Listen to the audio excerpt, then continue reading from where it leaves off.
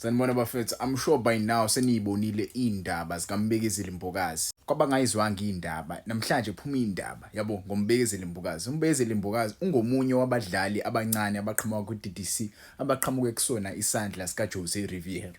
Yabo, ngingababala nje baningi abadlali abaqhamuka ngaphansi kwaJose Riviere ngaze kuphela ilanga. Yabo, abadlali abanjengoNkota nabo Mfokeng. Naye-ke uMbokazi ungomunye walabo badlali. So kunombiko la uphumile namhlanje kuthiwa uMbekezeli Mbokazi kungenzeka abe umdlalo wokuqala ozolandwa uJose Riviere bayele eCairo.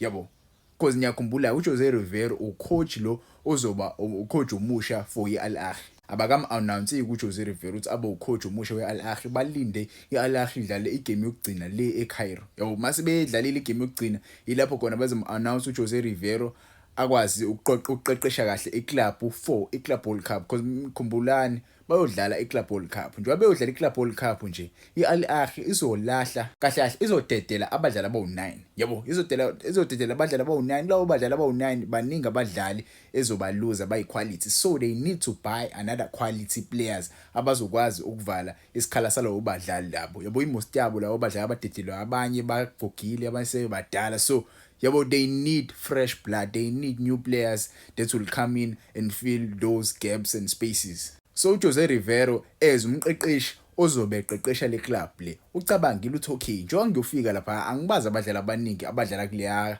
league leya. Yabo, so wabona uthi okay, iclub ade ngiyicoach Orlando Pirates inomdlali oyi-defender center back elina 19 years old. 19 years old center back ene-experience ekwaziyo ukudlala ibhola engilithandayo.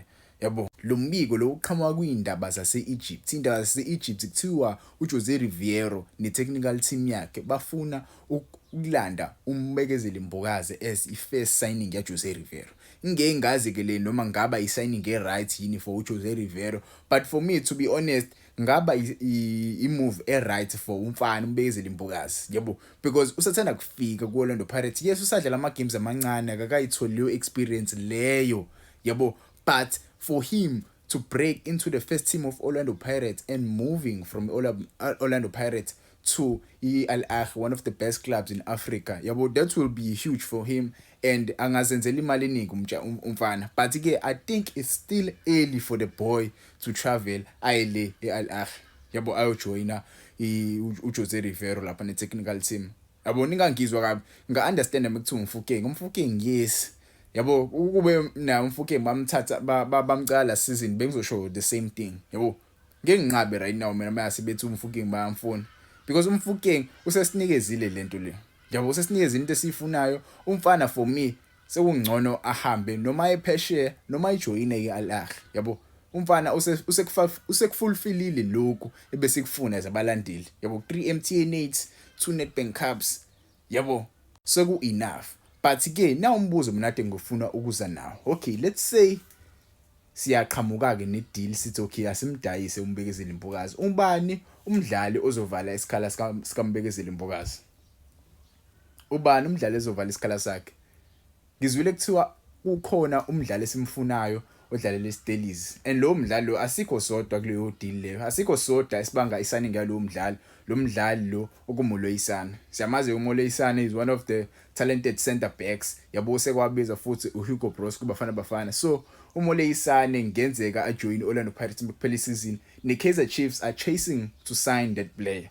Yabo, asazi ukuthi yiphi team ezowina, but ke Orlando Pirates imiwina i-signing yakhe. Should we release uMbekezeli Mbokazi, go and join iAl Ahly? Mina ngokwami I don't think kusaku isikhathi esi-right leso ukuthi simdedele umfana, because mase ubheke Orlando Pirates they are promoting ama-youngsters amaningi. Lama-youngsters la nje babapromote bafuna abe i-core team ezokwazi ukusiza i-team njengoba shona lena nje i-project le. Yabo, angazi abantu abaningi baya-understanda yini ukuthi njengoba i-Orlando Pirates idlala right now bakha i-project. Jose Riviere leyo project useyihlanganisile. Njengoba seyihlanganisile sekumele kube khona umuntu ozokwazi ukuyi-reinforce leyo project. I know the new coach ozofika uzozama ukuyihlakaza i-project ayiqelele i-project yakhe. Yabo, which is not a good thing, because sovele siqale phansi futhi sithatha omunye u3 years.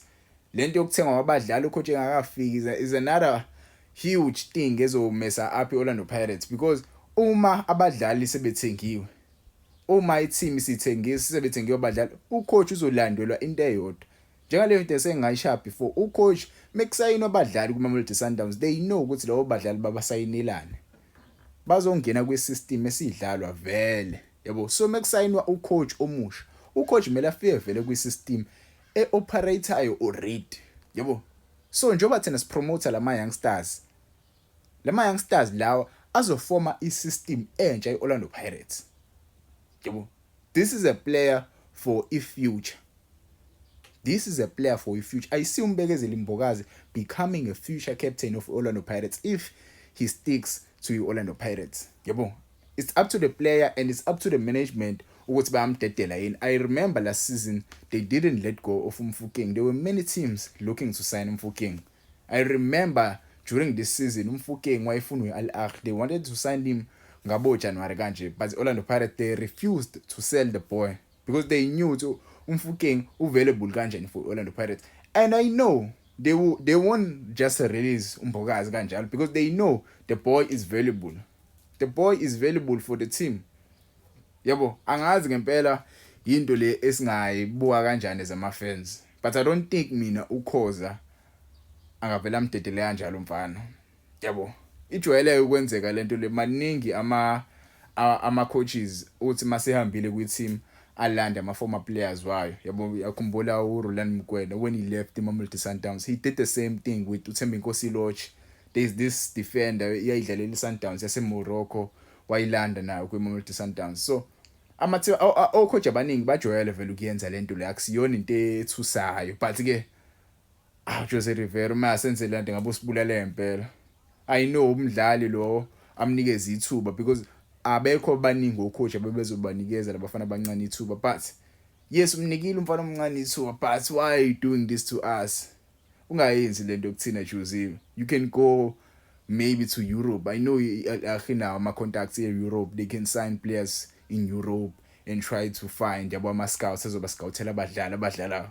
Yabo, Musa ukuzoququda thina nathi siyazakhela. How? We are trying to build our own future. Why are you coming to our players? Angazi kodwa umfana I'm sure le indaba lezi zizomshaqisa umfana because I feel like i-team yokuqala le samfunile. Umfokeng ayino Mfokeng maningi ama-team asamfunile. Yabo, le team yokuqala and ubukhulu bale team le ebiyamangaza kakhulu. Bemangaza kakhulu because I remember nabadlali abanjengo Saleng right now, njengoba umbona uSaleng ekanje wafunwa iclub enjenge Al Ahly. Ngeke ungathuki ufunwa iAl Ahly. Ngeke ungathuki. This team wins ama-Champions League each and every season. So yena I'm sure uzothuka, but ke ngoba umfana osemncane udinga ukuthi ahlaliswe phansi abantu bamqeqeshe bamtshela ukuthi okay iclub kanje iyakufuna kukwena nemanagement neagent yakho ukuthi nithini. Yabo, kuyena kumfana kulele kuyena. Wena wangitshela ama-comments, should we release Mbokazi to join iAl Ahly or we should let the boy stay for another season just for him to gain experience and to gain ulwazi ukuthi kudlalwa kanjani, akwazi yabo ukudefendwa kanjani. Yabo, ungangitshela ama-comments uvane lo ungakhohlwa bafethu ukusubscribe. Yabo, ngisupport enini yayo.